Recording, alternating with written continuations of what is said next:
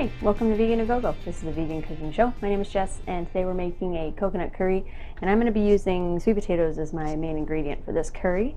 And so I'm actually using some red curry paste, and if you don't have red curry paste, you can use green, you can use curry powder, whatever you've got.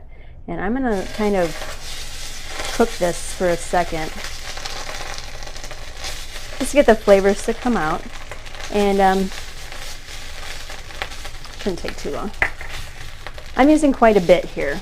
I'm actually using about 1/4 cup. If you don't really want to use that much, that's fine. I know sometimes it can be kind of spicy and really flavorful, so you can definitely limit the amount of curry that you use if you'd like. I'll save that. Okay. Just give that a little cook, and then I'm going to add about a can of coconut milk.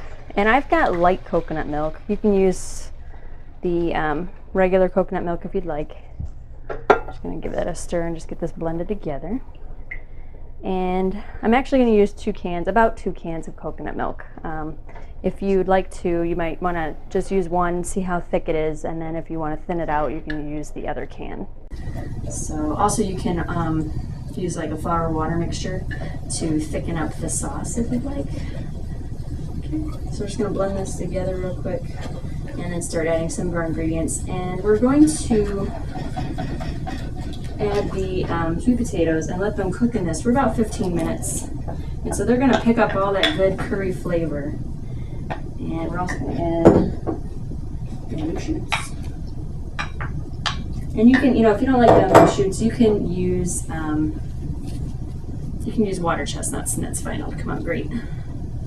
Just a little sugar there. And so we're just going to mix this up. And then we're just going to let this simmer, or boil, excuse me, and then let it cook for about 15 minutes or so, until the potatoes are tender. So if it takes less time, if you've diced up your sweet potatoes kind of small, then it shouldn't take too long.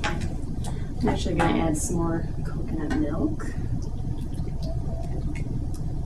And we'll see how thick it is a little later on, and then I might add some more.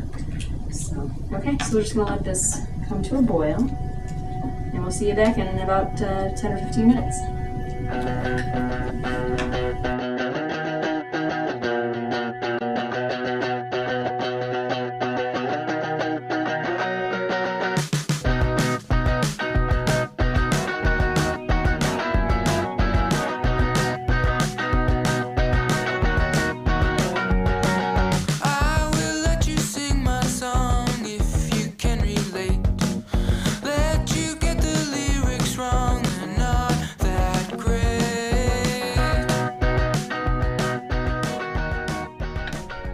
So our potatoes are just tender, and I don't want to overcook them just yet because we're going to cook this for a little bit longer with our onions. And I've just got a small onion. I only used half of a small onion for this, and we just chopped it up to a dice. And then I've got some red bell pepper and green bell pepper, just half of each of those.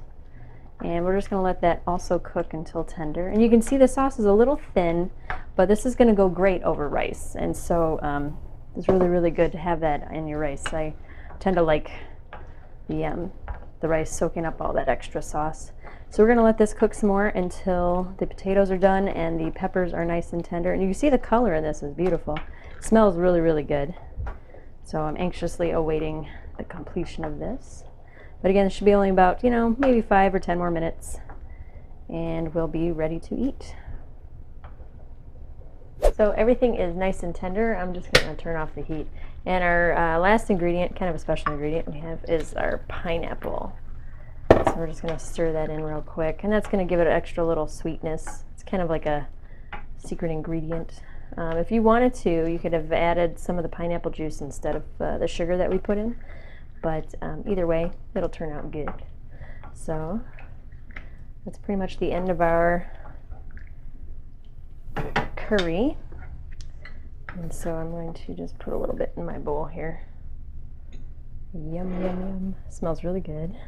And it's probably too hot to eat, but I think I'll try a little taste.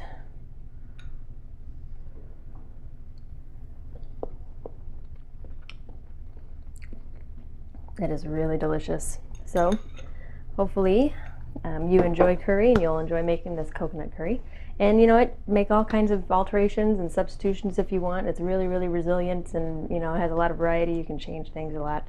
So hope you enjoyed this recipe, and if you'd like to check out the recipe, you can do that at veganagogo.com, and if you'd like to email us, you can do that at fans@veganagogo.com. So thanks for joining us, and we'll see you next time.